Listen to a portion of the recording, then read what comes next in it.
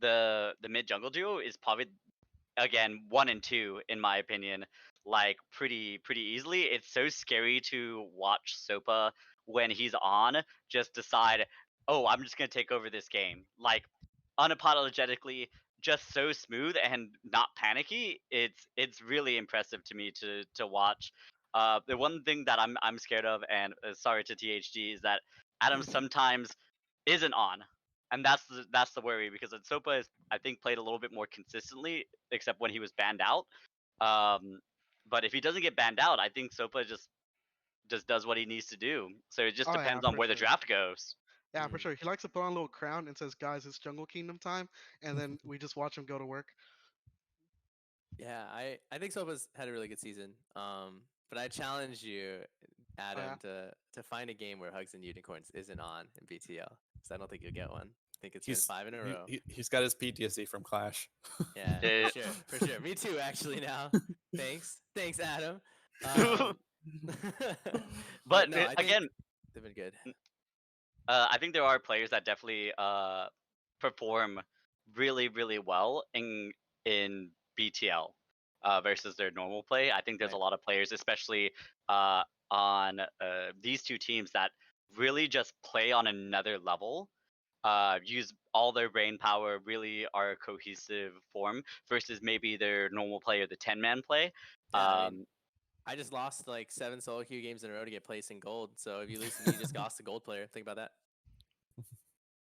So, but that. that's the difference, and for the viewers out there who may not play as many 5 mans, or somebody who's new, um, that 5-man cohesive is so different from that solo queue, and what's needed, where you put wards. I think that these two teams, True Art Destiny and Acer Rabbits, exemplify a lot of the things that you need as a team, and I think it's gonna definitely be what I'm gonna be most excited for. And I these two, I think they're probably gonna be really excited for as well, or these three, excuse me.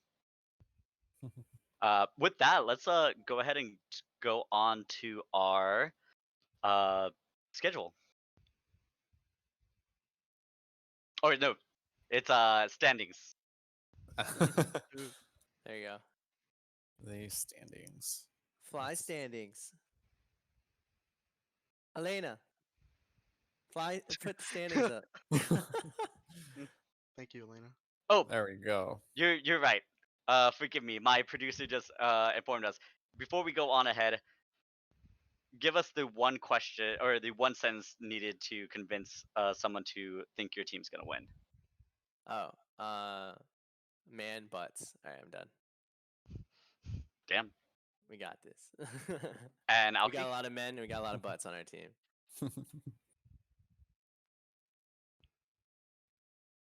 Matt. Alki, what's your Oh, one I'm sentence? sorry. Okay. Let's see. Ours is hmm. I'm gonna say bot diff. Bot diff. Ooh. Ooh, so both of them aiming for the Maybe. ADC.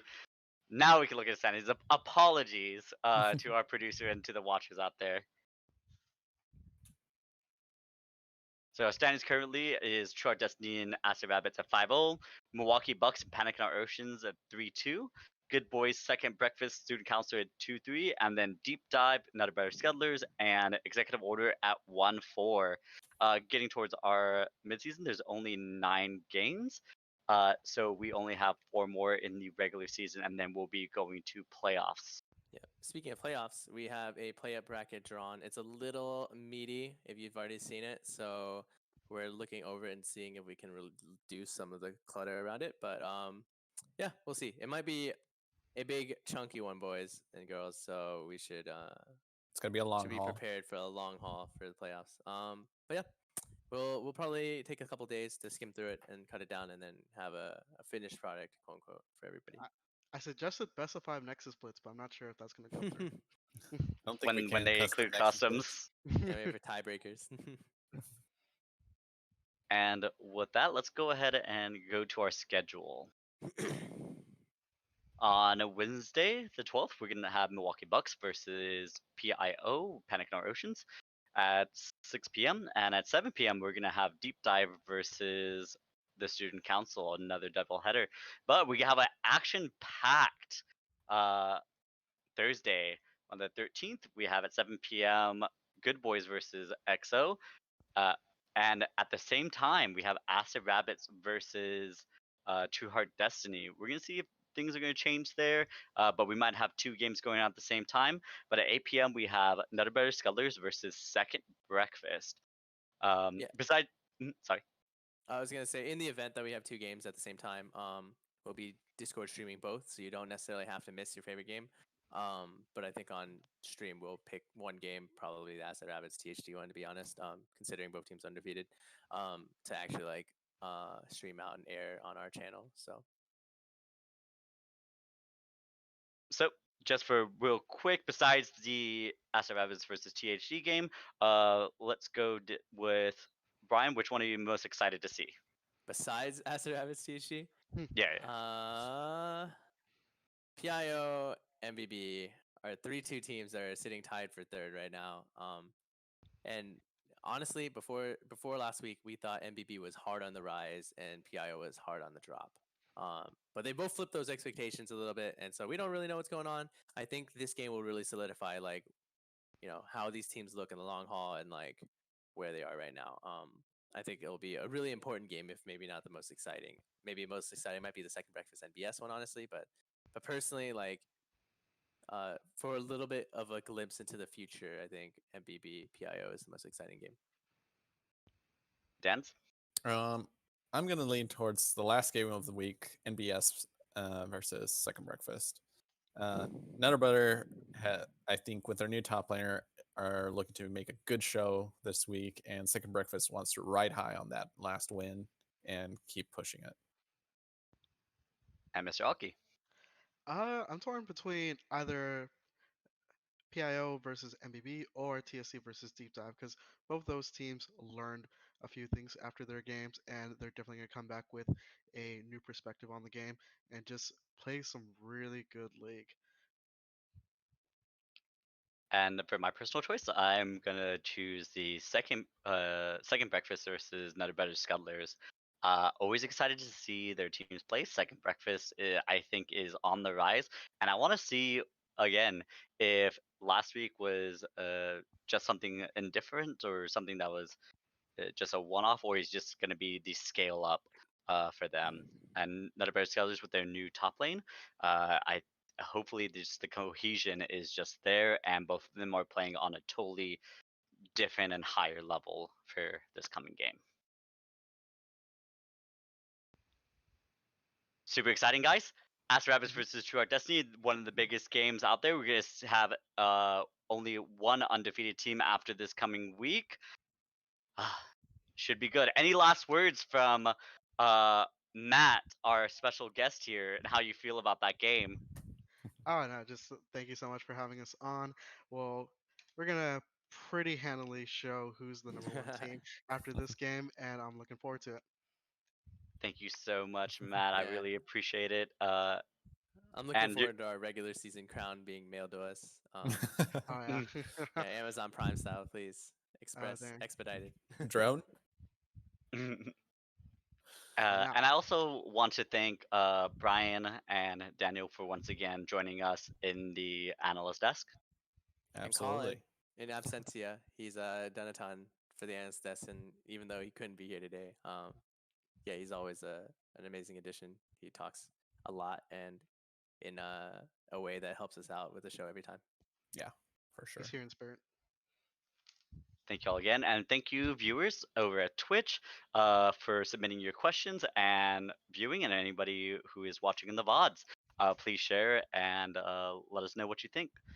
Well, thank you so much. And this is Adam signing off. See you all on the Rift. Bye. Bye. Bye.